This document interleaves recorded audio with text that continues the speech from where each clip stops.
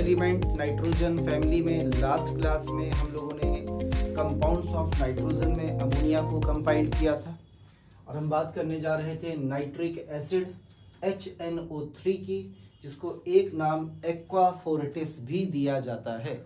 Aqua का मतलब होता है वाटर, फोर्टिस जो सबको फोड़ दे, हिंदी में कहते हैं strong water. It is called strong water क्योंकि ढेर सारे केमिकल्स के साथ, ढेर सारे मेटल्स, नॉन मेटल्स के साथ आराम से आसानी से रिएक्ट कर लेता है HNO3। So also said to be aqua fortis, इसलिए हम इसे एक्वा फोर्टिस नाम से भी जानते हैं।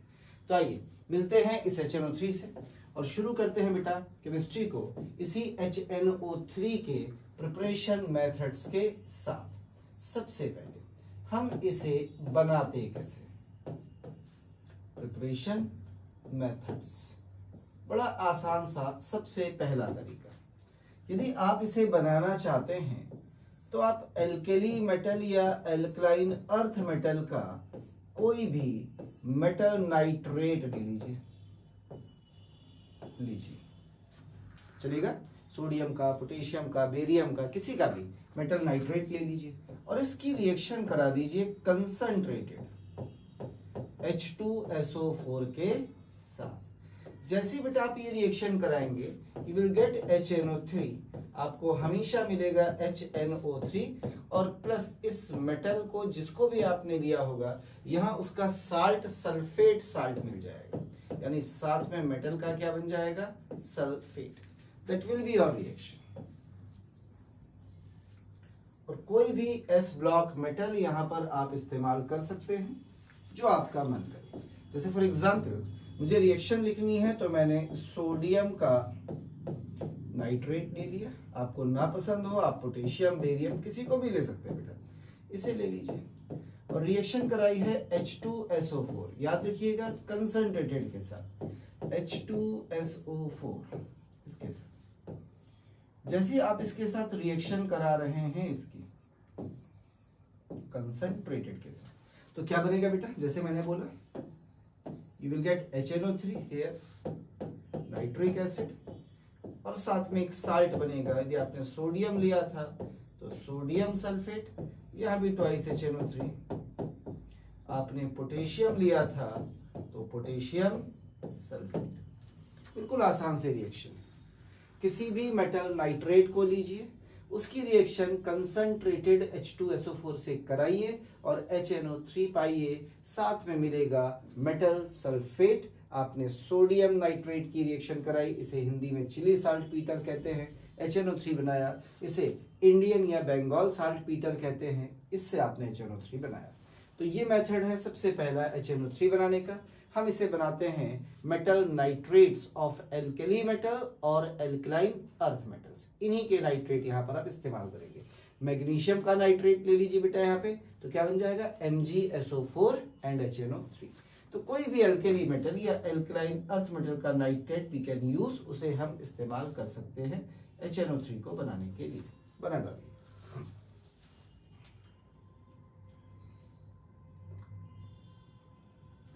आगे बढ़ते हैं थोड़ा सा, मेथड नंबर 2 पे चलते हैं।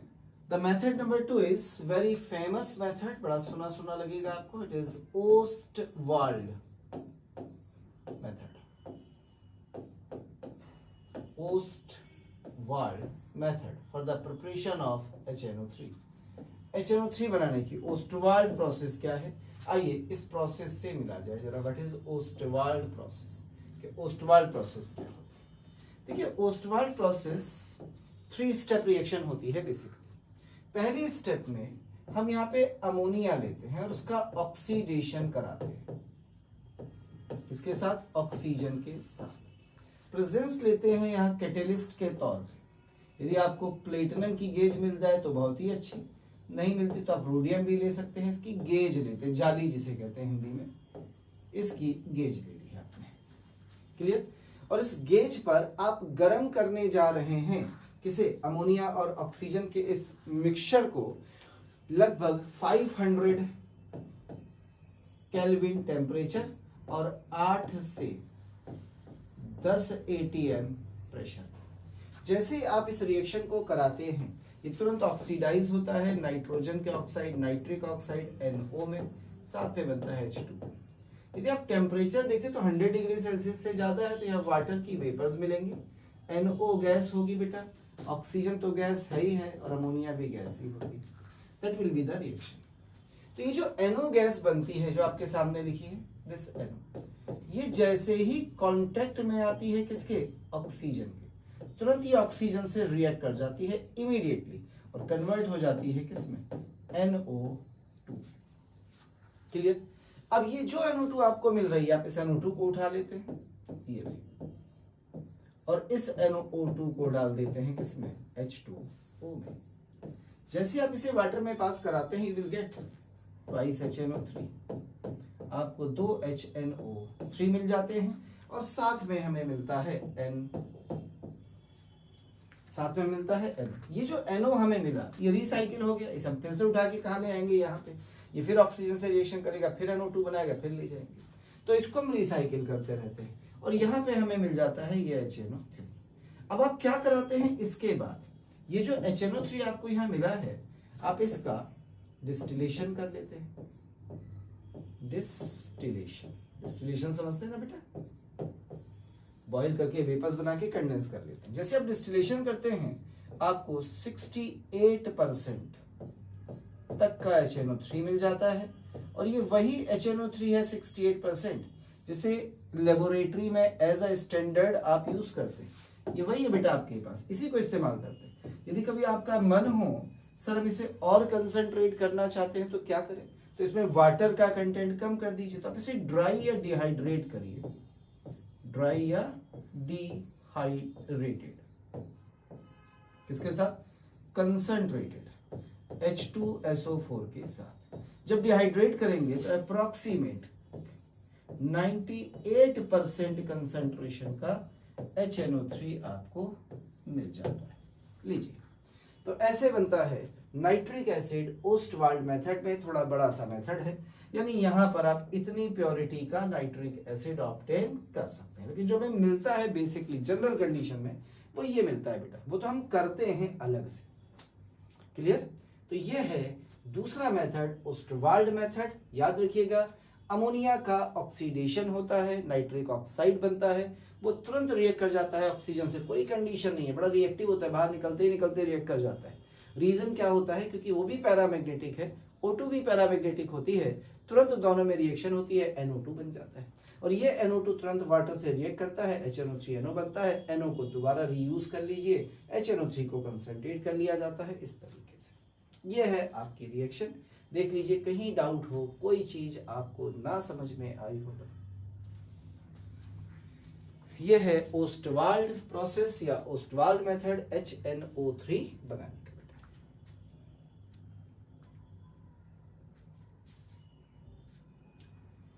क्लियर है इतना। हम नाइट्रोजन से भी बना लेते हैं, नाइट्रोजन के ऑक्सीजन से रिएक्शन करा के NO बनाते हैं और NO बन जाए तो इस रिएक्शन को रिपीट कर देते हैं। तो नाइट्रोजन से भी आप इसे बना सकते हैं, बर्कलैंड एंड आइड प्रोसेस कहलाती है, सिलेबस में नहीं है हमारे, इसलिए मैं उठा नहीं रहा हूं। बाकी रिएक्शन तो वैसे भी नाइट्रोजन और ऑक्सीजन की आप पढ़ ही चुके हैं, हटा दो बेटा। चलिए थोड़ा सा आगे बढ़ो। ये थे मेथड ऑफ प्रिपरेशन। अब हम बात करने जा रहे हैं बेटा इसी HNO3 की प्रॉपर्टीज की, थोड़ी सी फिजिकल प्रॉपर्टी से मिलाता हूं। सुनिएगा, ये जो HNO3 है बेटा, ये कलरलेस फोटोसेंसिटिव लिक्विड होता है। कैसा होता है, कलरलेस फोटोसेंसिटिव। फोटो होता है फोटान से या सनलाइट से डिकम्पोज हो जाता है, उससे रिएक्ट कर जाता है बड़ी आसानी से।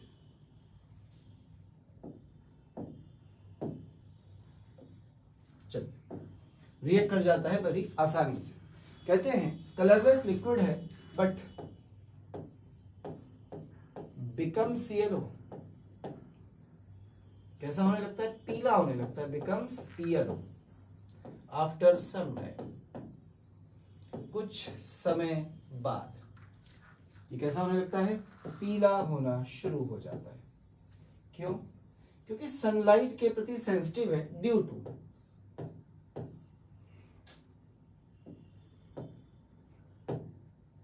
ड्यू टू द डिकम्पोजिशन, यानी टूट जाता है, डिकम्पोजिशन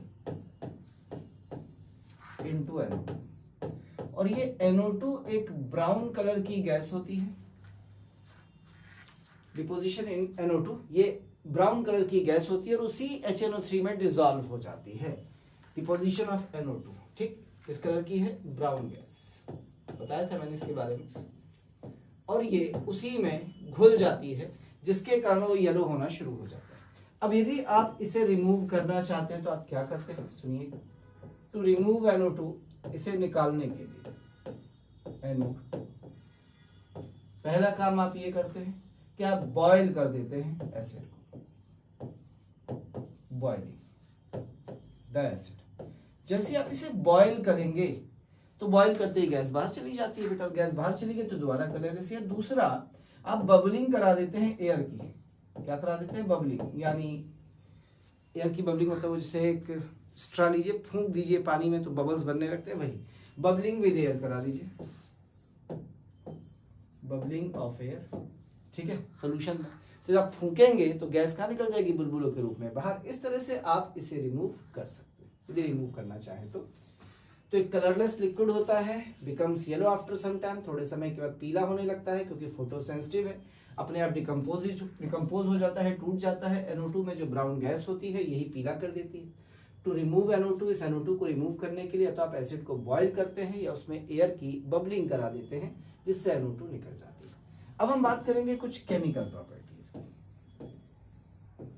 किसकी बात करेंगे बेटा, केमिकल प्रॉपर्टीज। यदि तुम्हें याद हो तो मैंने इस HNO3 को एक्वा फोर्टिस का स्ट्रॉन्ग वाटर। आइए मैं आपको एक बड़ी सिंपल सी केके सिंह की ट्रिक पढ़ाता हूं, आसान सी, क्यूट सी, छोटी सी। सुनिए ट्रिक क्या कहती है। ट्रिक कहती है कि कोई एसिड ले लीजिए, मैं तो HNO3 ले रहा हूं बट आप कोई भी एसिड ले लीजिए, कहाँ लिखा जाए, चलिए यहीं लिख देते हैं। कोई एसिड ले लीजिए, ले लिया। यदि आप इस एसिड की रिएक्शन करा दें किसके साथ, किसी नॉन मेटेलिक एलिमेंट के साथ, या ऐसा एलिमेंट जिसमें नॉन मेटेलिक प्रॉपर्टी प्रेजेंट हो, तो हमेशा याद रखिए ये इस नॉन मेटल का या तो बनाता है ऑक्सी एसिड, क्या बनाता है, इस नॉन मेटल का oxy acid of non metal, और यह बनाता है इसका ऑक्साइड, या तो बनाता है इस नॉन मेटल का ऑक्सी एसिड और यह बनाता है ऑक्साइड। और यदि आपने इसी की रिएक्शन किसी मेटल से करा दी तो यह हमेशा बनाता है इस मेटल के साथ साल्ट। बाकी हाइड्रोजन निकलेगी कि कुछ और बनेगा इसके लिए हम बिल्कुल श्योर नहीं, लेकिन ये पक्का है कि किसी एसिड को यदि आप लेते हैं, ट्रिक को बाहर कर देता हूं, चलिए ये है ट्रिक।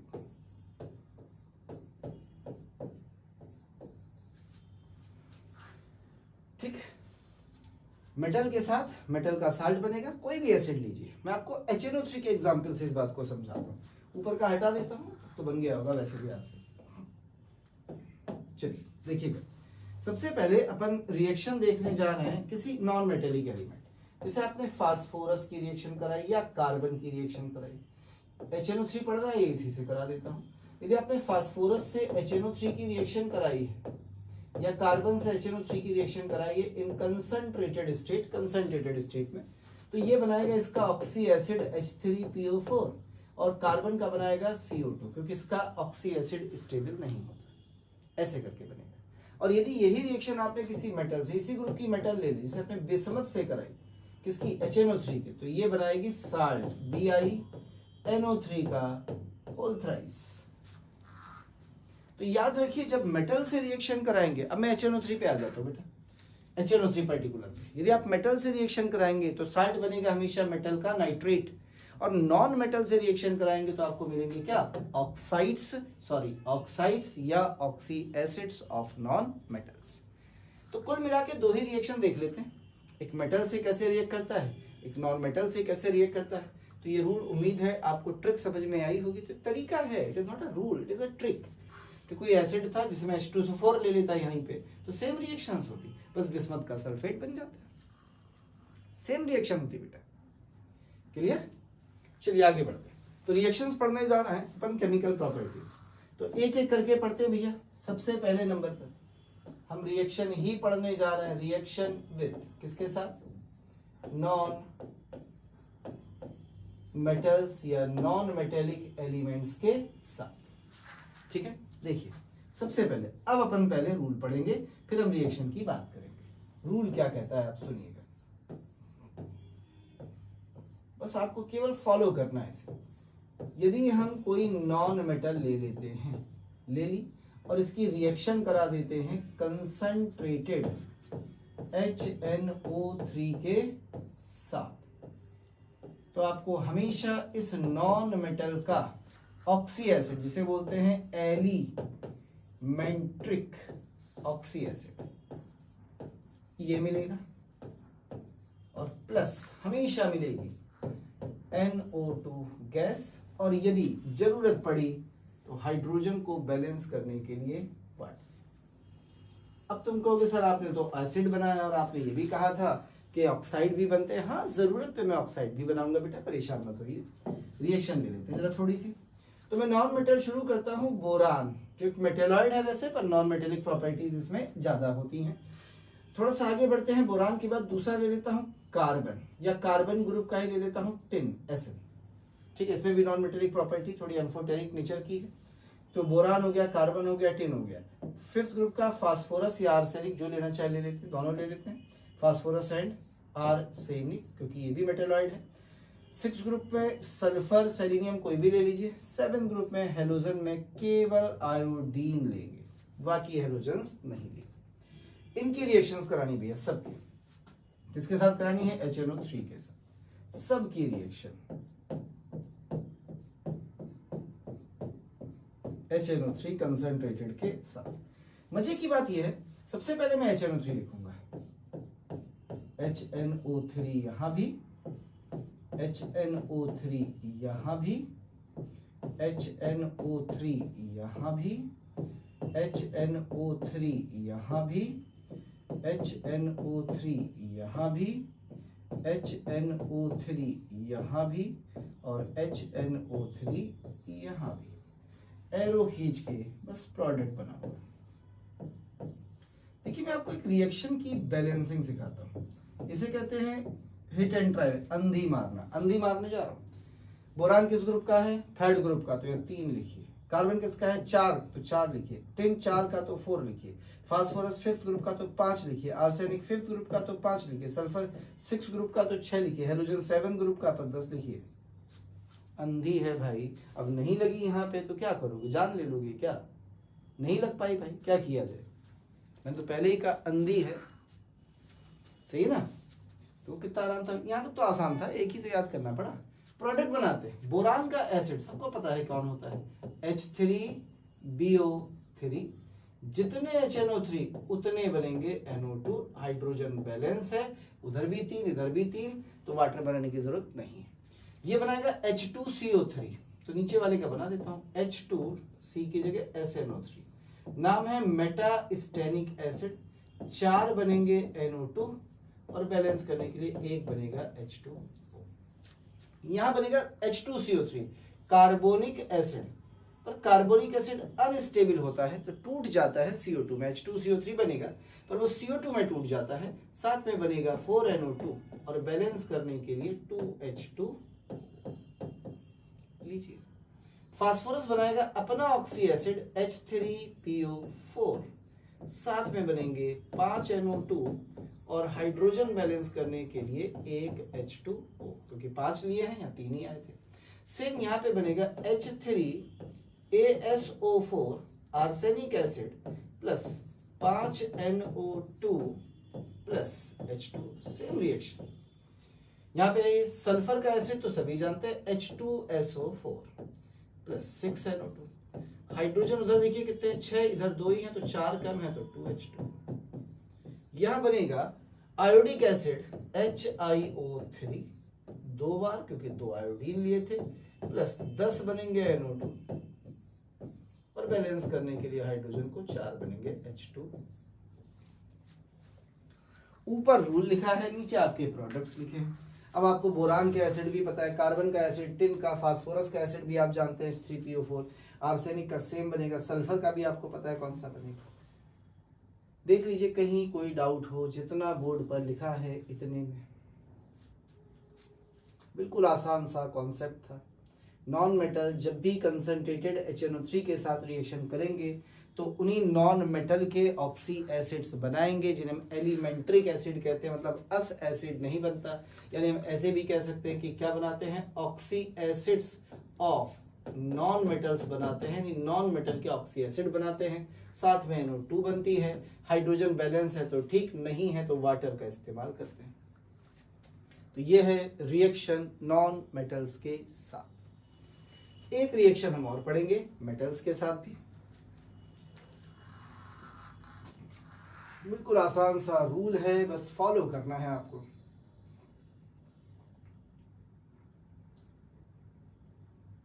बना लीजिए बेटा, जल्दी से बना लीजिए, फिर आगे बढ़ते हैं थोड़ा सा।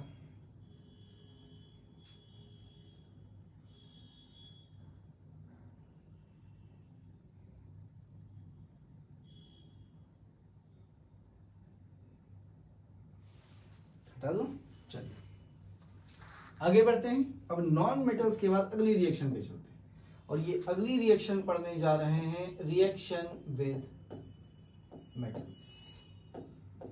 पर इससे पहले कि मैं इसकी मेटल्स के साथ आपको रिएक्शन पढ़ाऊं या इसकी ट्रिक पढ़ाऊं या रूल पढ़ाऊं, उससे पहले 2 बातें जान सुनिएगा ध्यान से। बात नंबर 1, कुछ ऐसी मेटल्स हैं, कुछ ऐसी मेटल्स जैसे एल्यूमिनियम है, कोबाल्ट है, आयरन है, क्रोमियम है, निकिल है, बेरिलियम है। ये सारे के सारे जो मेटल्स लिखे हैं कितने हैं, 6। एल्यूमिनियम है, कोबाल्ट है, आयरन है, क्रोमियम है, निकिल है, बेरिलियम है। ठीक, कभी से याद करना हो तो, मेरी हिंदी थोड़ी कमजोर है पर मैं बोल के दिखाता हूँ।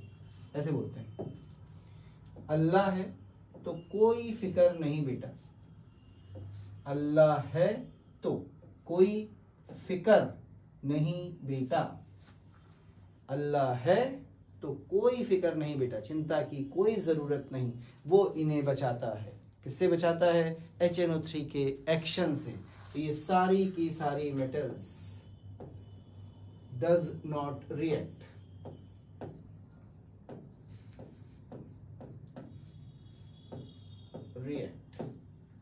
with HNO3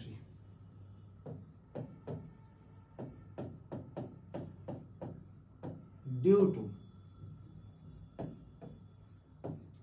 the formation of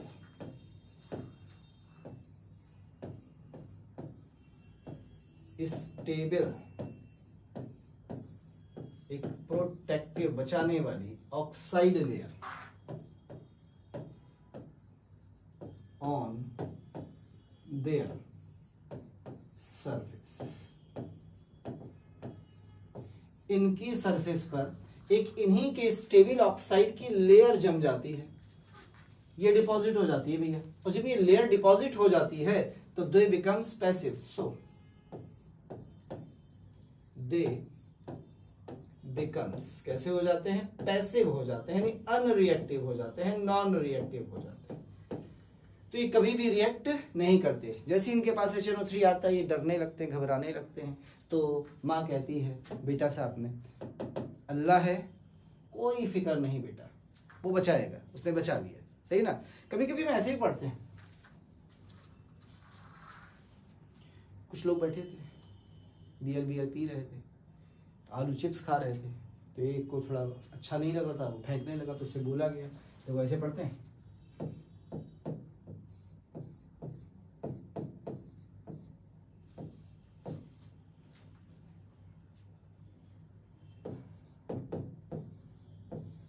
ऐसे भी पढ़ते थे, फेंको नहीं करारे आलू बियर में, फेंको नहीं करारे आलू बियर में। फेंकने से भी कोई नुकसान नहीं, कौन सा रिएक्शन कर रहे हैं HNO3 के साथ। तो ऐसे भी याद कर सकते हैं, फेंको नहीं करारे आलू बियर में, फेंको नहीं करारे आलू बियर में, समझ गए ना। जैसे ऊपर वाला ज्यादा अच्छा है, अल्लाह का नाम लीजिए। क्या बोला? अल्लाह है तो कोई फिक्र नहीं बेटा, और कोई फिक्र नहीं यानी सेफ है सारे के सारे। पहला पॉइंट ये था। आइए आगे बढ़ जाते हैं, बात करते हैं पॉइंट नंबर 2। दूसरा पॉइंट कहते हैं जो नोबल मेटल्स होती हैं, कौन सी मेटल्स? नोबल मेटल्स, लाइक जैसे गोल्ड है, प्लेटिनम है, AU है, PT है, ये भी does not react with HNO3। ये भी HNO3 के साथ रिएक्शंस नहीं देती क्योंकि बहुत अनरिएक्टिव मेटल्स होती हैं, या केमिस्ट्री में ऐसे बोलते हैं कि इनके स्टैंडर्ड रिडक्शन पोटेंशियल बहुत ज़्यादा है, तो ये अपने साल्ट यानी नाइट्रेट में ऑक्सीडाइज नहीं हो पाते, और जब ऑक्सीडाइज नहीं हो पाएंगे तो रिएक्शन नहीं देंगे। ऐसे भी बोल दिया जाता है कि इन्हें ऑक्सीडाइज नहीं कर पाता क्योंकि इनके स्टैंडर्ड रिडक्शन पोटेंशियल बहुत ज़्यादा होते हैं। ये इलेक्ट्रोकेमिकल सीरीज में बहुत नीचे हैं, एक्टिविटी सीरीज जिसे कहते हैं, बहुत नीचे होते हैं, तो बड़े अनरिएक्टिव होते हैं, ऑक्सीडाइज होना पसंद नहीं करते। पर ऐसा नहीं है कि कोई इन्हें ऑक्सीडाइज कर ही नहीं पाएगा। इसी HNO3 का एक भाई होता है, दोनों मिल के एक्वारेजिया जिसे कहते हैं, मिल के ऑक्सीडाइज करते हैं। इसको आगे दिखाऊंगा।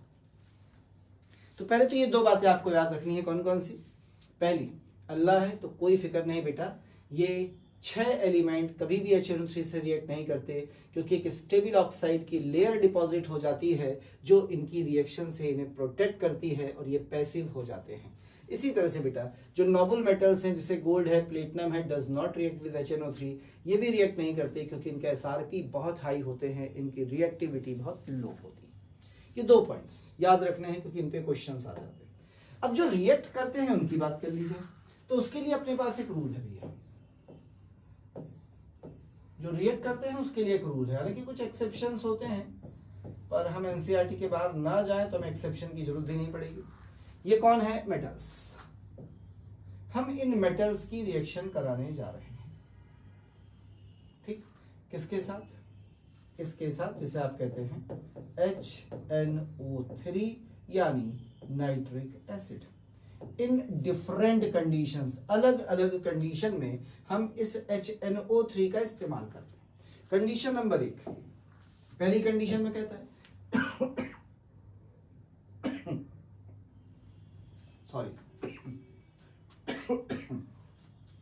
पहली कंडीशन कहता है कि आप इसे वेरी डाइल्यूट ले लीजिए।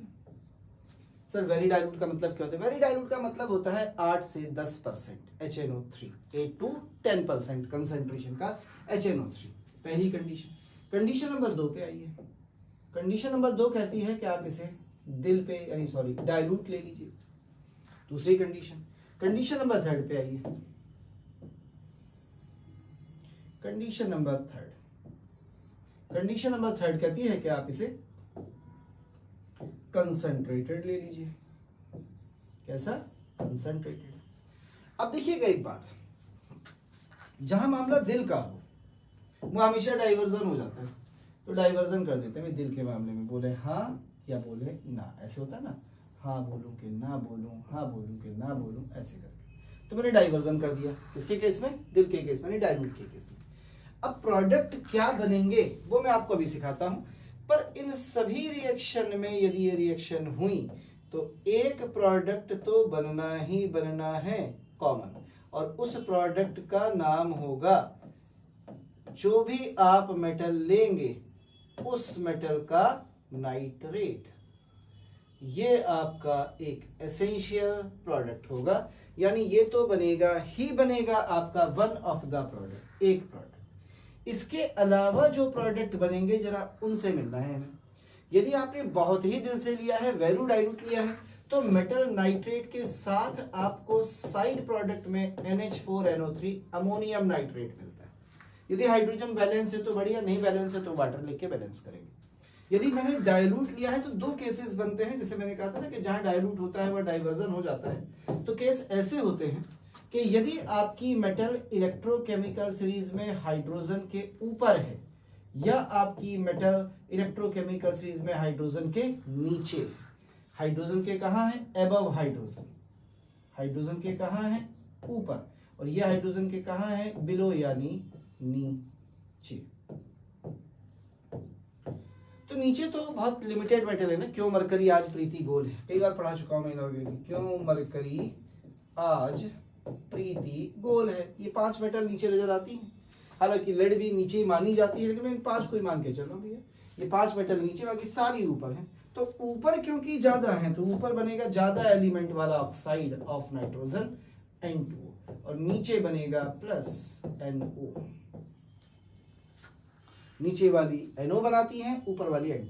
और यदि आपने कंसंट्रेटेड लिया है तो आप ऑलवेज गिव्स NO2, ये हमेशा आपको क्या प्रोडक्ट देती है, NO2।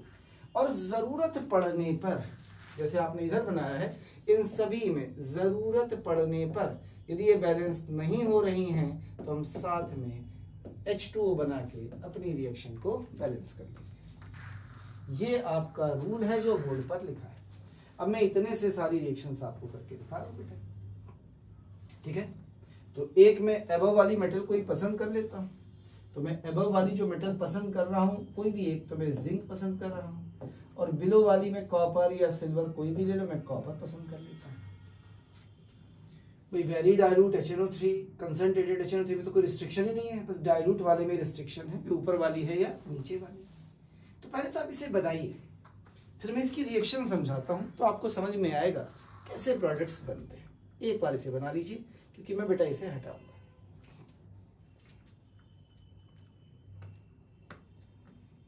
दुनिया में एक्सेप्शन हर चीज के होते हैं, ऐसा नहीं कि नहीं होते, पर आपको जितना लिखा हुआ इसके बाहर से नहीं मिलता, इसलिए आप एक्सेप्शंस की तरफ मत भागिएगा, क्योंकि एक आध एक्सेप्शंस हैं और मैं उनको ले नहीं रहा हूँ।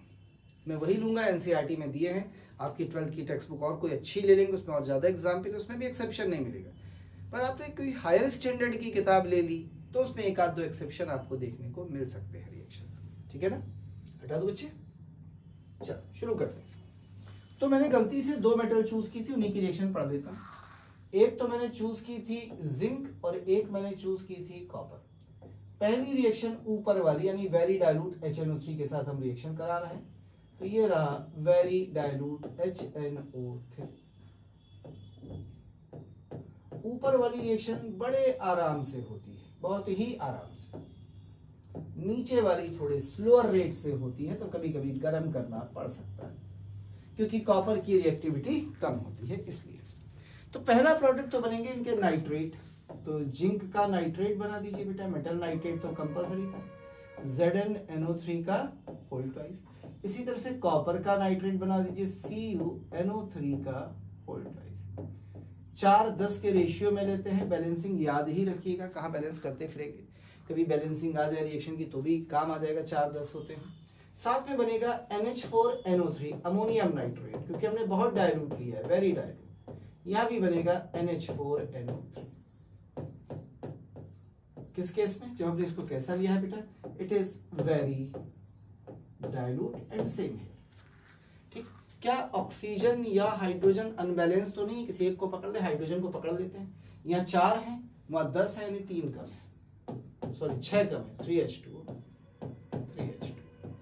ये रही पहली रिएक्शन। आपने किसके साथ कराई है बेटा ये रिएक्शन, वेरी डाइल्यूट के साथ। फिर से आ जाओ, अपन फिर से रिएक्शन कराने जा रहे हैं बेटा, और अब की अपन रिएक्शन कराने जा रहे हैं दिल यानी डाइल्यूट के साथ। इसमें तो 4:10 ही रेशियो रहता है, या 3:8 हो जाता है। तो अब की अपन रिएक्शन किससे करा रहे हैं, डाइल्यूट से। किससे करा रहे हैं बेटा, डाइल्यूट से। जब डाइल्यूट से रिएक्शन कराएंगे तो अभी भी नाइट्रेट वही बनेंगे, 4 जिंक नाइट्रेट ZnNO3 का होल ट्वाइस एंड 3 CuNO3 का होल ट्वाइस, कॉपर का नाइट्रेट। अब जिंक क्योंकि ऊपर है बेटा, तो जिंक तो बना लेगी N2, और कॉपर नीचे है तो कॉपर बना लेगी NO। क्लियर है इतना। अब हाइड्रोजन देखिए, इधर 10 है उधर एक भी नहीं, इधर 8 है उधर एक भी नहीं, तो 10 हाइड्रोजन को बैलेंस करने के लिए यू कैन यूज 5H2O, और 8 के लिए यू कैन यूज 4H2। तो हमने वेरी डाइल्यूट से करा ली, हमने डाइल्यूट से भी करा ली। अब हम एक रिएक्शन करा के देखना चाहते हैं कंसंट्रेटेड से। अब डाइल्यूट में ये तो ऊपर वाली मेटल थी तो इसने N2 बनाया, नीचे वाली मेटल थी तो इसने NO बनाया, याद है ना। अब अपन रिएक्शन किससे पढ़ने जा रहे हैं बेटा? अब हम रिएक्शन कराएंगे इसकी किसके साथ? कंसंट्रेटेड के साथ। अब मान लीजिए आपने रिएक्शन जिंक की कराई या कॉपर की कराई कंसंट्रेटेड HNO3 के साथ। Now it will be concentrated. Same copper की भी करा सकते हैं कंसंट्रेटेड के साथ। जब हम कंसंट्रेटेड के साथ रिएक्शन कराएंगे प्रोडक्ट अब भी वही बनेगा मेरे लाल, जिंक नाइट्रेट, और साथ में इस बार बनेगा NO2 प्लस। कितने हाइड्रोजन है? 4। बैलेंस करने के लिए ट्वाइस H2, 4 × 3 12, 3 दूनी 6, 4 10 2 12, बैलेंस। इसी तरह से कॉपर की रिएक्शन हो जाएगी। क्या समझ में आया है? कहीं कोई रिएक्शन ऐसी लग रही हो जो डाउटफुल हो? मैंने वेरी डाइल्यूट से कराई, डाइल्यूट से कराई, कंसंट्रेटेड से कराई, कोई डाउट हो बता दीजिए। नहीं, पर हाँ 2 एक्सेप्शन से जरूर मिलेंगे, कुछ अलग सी रिएक्शन है। क्योंकि हमने हमेशा ये पढ़ा है कि सर जब भी मेटल्स डाइल्यूट से रिएक्शन करती है तो हाइड्रोजन गैस बनाती है, पर ये हाइड्रोजन गैस नहीं बनाती। ऐसा क्यों? क्योंकि यहाँ पे क्या होता है, जो HNO3 के नाइट्रेट आयन होते हैं ना, इनका रिडक्शन हो जाता है इन प्लेस ऑफ H+।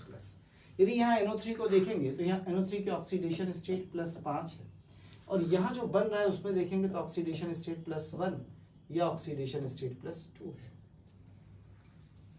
तो यहाँ पे यही खास बात होती है कि ये जो है H+ की जगह इसी का रिडक्शन हो जाता है, तो हाइड्रोजन बनने की जगह क्या बन जाती है? ऑक्साइड ऑफ नाइट्रोजन बनने लगती है। यानी NO3 गेट रिड्यूस्ड और discharge in preference of H+। Sir ये क्या चीज है? इसके लिए पढ़ेंगे इलेक्ट्रोकेमिस्ट्री, उसमें सीखेंगे, बना लीजिए। पर मैंने कहा कि हाइड्रोजन बननी चाहिए, तो हाइड्रोजन बनती है, इसके 2 एक्सेप्शंस होते हैं, उसको यहीं लिखा देता हूं, एक्सेप्शनली। 2 मेटल हैं, दोनों M से शुरू होती हैं, एक है मैग्नीशियम, एक है मैग्नीज। यदि आप इनकी रिएक्शन HNO3 से करा दें, HNO3, तो ये केवल और केवल very very very dilute HNO3, approximate concentration 1 से 2%, बस इतने HNO3 से रिएक्ट करते हैं, 2% HNO3। तो ये 2 ऐसे हैं जिसमें क्या बनती है? हाइड्रोजन गैस, और कोई हाइड्रोजन नहीं देता। इसे हम पढ़ चुके हैं हाइड्रोजन एंड इट्स कंपाउंड्स में, और बाकी वही कॉमन प्रोडक्ट, ये कभी नहीं बदलता। नाइट्रेट जो मैंने कहा था मेटल का 60, तो MgNO3 का होल ट्वाइस, और Mn लेंगे तो MnNO3 का होल ट्वाइस। पहले आपने रिएक्शन पढ़ी नॉन मेटल से, ये रिएक्शन पढ़ ली मेटल से, काम खत्म। इतनी ही रिएक्शन होती है। और इसके अलावा HNO3 एक अच्छा ऑक्सीडाइजिंग एजेंट भी होता है। कुछ और रिएक्शंस में आपको दिखाऊंगा अभी इसकी ऑक्सीडाइजिंग प्रॉपर्टीज की, हालांकि NCERT उन रिएक्शंस को नहीं देती, फिर भी हम देखेंगे। ये एक एक्सेप्शनल रिएक्शंस थी जिन्हें हम हाइड्रोजन इट्स कंपाउंड्स में ऑलरेडी पढ़ चुके थे, बट फिर भी HNO3 की रिएक्शन है तो HNO3 में हमने इनको देख लिया। क्लियर? हटा दूं? चलो, ये थी रिएक्शंस HNO3 की। आगे बढ़ते हैं और नेक्स्ट बोलते हैं ऑक्सीडाइजिंग प्रॉपर्टी। ऑक्सीडाइजिंग प्रॉपर्टी कहता है कि HNO3 is a good oxidising agent. ये एक अच्छा ऑक्सीडाइजिंग एजेंट है, और यदि कहीं आप इसे गलती से डाइल्यूट लें तो और अच्छा, और कंसंट्रेटेड लें तो भी अच्छा। यदि आप इसे डाइल्यूट लेते हैं, बैलेंस करने के लिए 2 लिख रहा हूं, तो ये टूटता है बेटा, और ये टूट के क्या देता है डाइल्यूट में? ये आपको देता है twice NO plus twice H2O plus nascent oxygen के 3। कुछ बैलेंसिंग में गड़बड़ हुई है क्या? सॉरी, H2A की बनेगा, H2O नेसेंट ऑक्सीजन। और जब आप इसे कंसंट्रेटेड लेते हैं बेटा तो ये देता है NO2 प्लस H2O, और एक देता है नेसेंट ऑक्सीजन। और ये जो नेसेंट ऑक्सीजन है किसी को भी ऑक्सीडाइज करने में कैपेबल है। कैसे करेगी? जैसे यदि मैं यहाँ H2S ले लूँ और यहाँ मैंने HNO3 यूज किया, कोई भी जो ऊपर लिखा है, ठीक, या मैं यहाँ पे PbS ले लूँ, लेड सल्फाइड, और ये जो HNO3 लिखा है इन्हीं को इस्तेमाल कर लूँ, या मैं यहाँ फेरस सल्फेट ले लूँ, कोई भी फेरस साल्ट, अस साल्ट, तो ये इसको किस में बदल देते हैं? इक में बदल देते हैं। चलिए दो ही रिएक्शन करके देखते हैं पहले। ये रही, तो याद है H2 इसको किस में बदलेगा? सल्फर में। PbS को किस में बदलेगा? PbSO4। इसी तरह से यदि मैं पोटेशियम आयोडाइड ले लूँ, HNO3 ले लूँ, तो ये इसको इसमें बदल देगा I2 में। ऑक्सीडाइज करता है सारी चीजों को। हाँ, ये I2 फिर HNO3 कंसंट्रेटेड से रिएक्शन करे और HiO3 बना ले, बात अलग है। तो ये ऑक्सीडाइज करने में भी कैपेबल होती है। गुड ऑक्सीडाइजिंग एजेंट, एक अच्छी ऑक्सीडाइजिंग एजेंट है जो H2S को सल्फर में, PbS को इसमें, Ki को इसमें, यहीं पर SO2 ले लीजिए, सब रूल आपने पढ़े थे, तो SO2 को H2SO4 में ऑक्सीडाइज कर देती है। ये सारे इंपॉर्टेंट ऑक्सीडाइजिंग एजेंट में आपने रूल सीखे थे। तो ये इसके ऑक्सीडाइजिंग प्रॉपर्टी है, हालांकि एनसीईआरटी में दी नहीं गई है, क्वेश्चन पूछने की संभावना भी बहुत क्लियर है। हटा दिया जाए। चलिए, एक छोटा सा टेस्ट होता है इसका, उस टेस्ट से मैं आपको मिलाता हूं।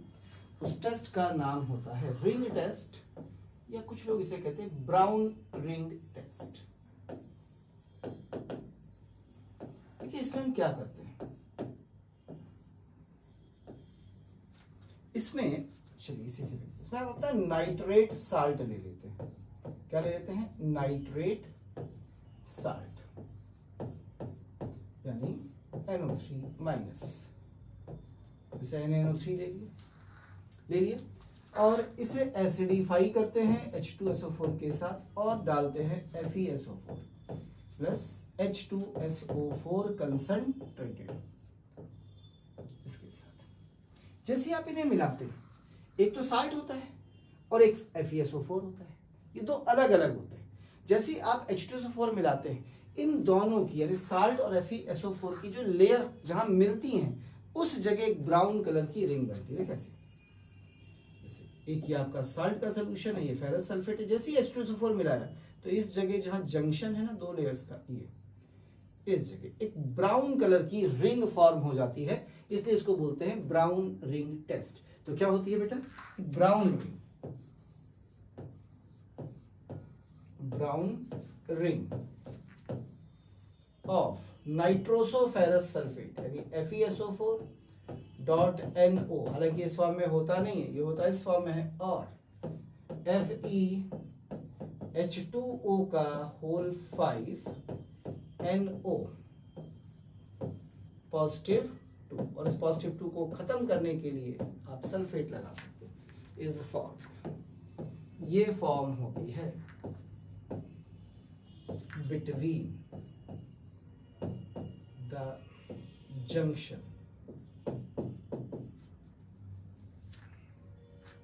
ऑफ टू लेयर्स,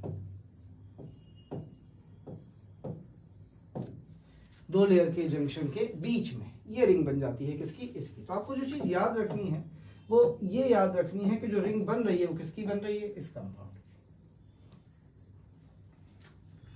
इसकी रिंग फॉर्म हो जाती है। तो ये टेस्ट होता है बेसिकली नाइट्रेट आयन का। लीजिए, ये HNO3 के बारे में था। चलते चलते एक छोटी सी चीज और बता देता हूं जिसे कहते हैं यूजेस। देखिए इसके दो बड़े यूज हैं। पहला, हम HNO3 को अमोनियम नाइट्रेट जैसे फर्टिलाइजर्स बनाने के काम में लाते हैं, तो हम इससे अमोनियम नाइट्रेट टाइप के फर्टिलाइजर बनाते हैं, पहला काम। दूसरा, आप इससे एक्सप्लोजिव बनाते हैं। बहुत सारी ऑर्गेनिक रिएक्शन पड़ी होंगी, टॉलुइन की रिएक्शन HNO3 से TNT, बेंजीन से TNB, ammonium nitrate, aluminium nitrate, ये सब क्या है? एक्सप्लोजिव्स हैं, विस्फोटक हैं। चाहे वो डायनामाइट हो, ट्राइग्लिसरॉल नाइट्रेट, सारे के सारे उसमें इसी HNO3 को इस्तेमाल करके इसके नाइट्रेट्स बनाए जाते हैं, और वो जो नाइट्रेट बनते हैं वो बड़े गजब के, बड़े बेहतरीन एक्सप्लोजिव्स होते हैं। इसके अलावा HNO3 एक पिकलिंग एजेंट भी होता है। पिकलिंग समझते हैं? जो मेटल की सरफेस से इम्प्योरिटीज को पिक करता है, निकालता है बीन के, उसे कहते हैं पिकलिंग एजेंट। तो ये पिकलिंग एजेंट भी होता है। जैसे H2SO4 एक बेहतरीन पिकलिंग एजेंट है, इससे अच्छा होता है H2SO4, पर ये भी एक पिकलिंग एजेंट की तरह यूज किया जाता है। स्टेनलेस स्टील है या कोई भी मेटल है, उसकी सरफेस को क्लीन करने के लिए, उसकी सफाई करने के लिए हम इसे इस्तेमाल करते हैं बेटा। तो ये इसके यूजेस हैं। क्लियर? हटा देता हूं। ये था HNO3 के बारे में।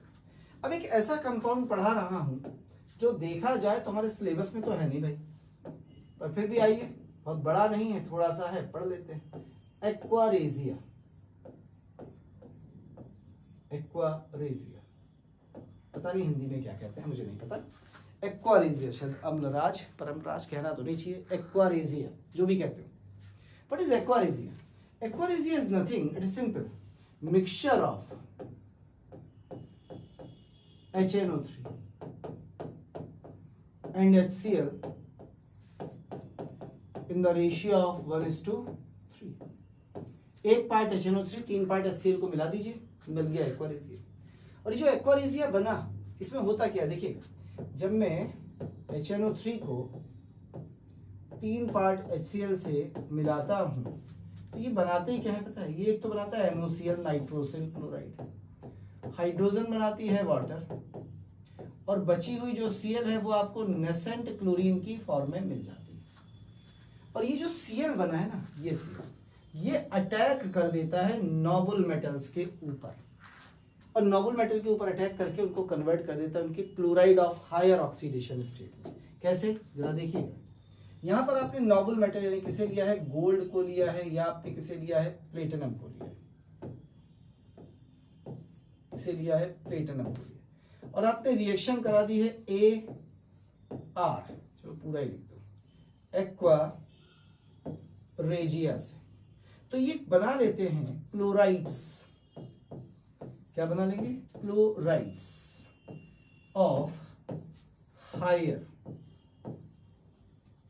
Oxidation state of gold and platinum, यानी प्लेटिनम +4 Au+3 के। और बनाने के बाद ये जो ऊपर HCl था ना एक्सिस में, ये इसी से रिएक्ट कर जाएंगे और यहां बना लेंगे complex acids of gold and platinum. ये वही एक्वारेजिया है। अब तो लोग नहीं करते, पुराने जमाने में ना लोग गांव में आते थे घरों में महिलाओं के पास और कहते थे आपके पास ज्वेलरी सोने वोने की चांदी आंदी की है तो लाइए साफ कर दे, और वो एक्वारेजिया भरे रहते थे बर्तन में और उसमें डाल देते थे गोल्ड के किसी भी ऑर्नामेंट, जंजीर को, चेन को, हार को। थोड़ी देर में वो रिएक्शन करके गलने लगता था, थोड़ा थोड़ा ऊपर की सरफेस हटने लगती थी, चमक जाता था, निकाल के दे देते थे। पानी घर ले जाते थे, उसे फिल्टर करते थे, छानते थे, तो उसमें गोल्ड और प्लेटिनम के क्लोराइड मिल जाते थे, तो वो उन गोल्ड और प्लेटिनम को उससे अलग करते थे, एक्सट्रैक्ट कर लेते थे। तो इस तरह से करते थे पुराने जमाने के लोग। अब तो नहीं होता ये सब काम। चलिए रिएक्शन पे नजर डालें एक बार। क्या तो रिएक्शन ये थी कि ये गोल्ड था या ये हमारे पास प्लेटिनम था, और आपने जैसे ही इसको एक्वारेजिया में डाला, AR यानी एक्वारेजिया, तो गोल्ड का क्लोराइड क्या बनेगा बेटा? AuCl3, और प्लेटिनम का क्लोराइड क्या बना होगा? PtCl4।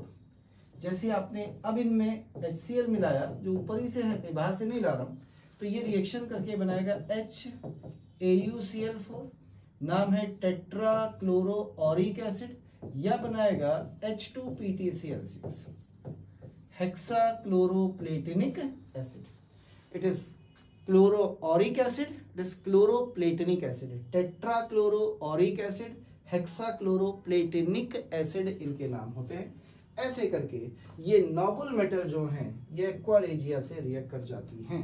लीजिए ये थे नाइट्रोजन का कंपाउंड HNO3। जितनी उम्मीद नहीं थी उससे ज़्यादा समय लग गया इस HNO3 में। चलिए मुझे तो लग रहा था आधे घंटे में 20-25 मिनट में हो जाएगा तो मैं फास्फोरस शुरू कर लूँगा, पर समय को देखते हुए मुझे लगता है फास्फोरस आज शुरू ना किया जाए, तो आज हम यहीं तक रखेंगे। अगली क्लास 2 क्लास और लगेंगी भाई, फास्फोरस एंड इट्स कंपाउंड्स, ये पढ़ेंगे अगली 2 क्लासेस में। ख़त्म करेंगे इस फैमिली को। आज केवल यहाँ तक। थैंक यू, धन्यवाद, शुक्रिया।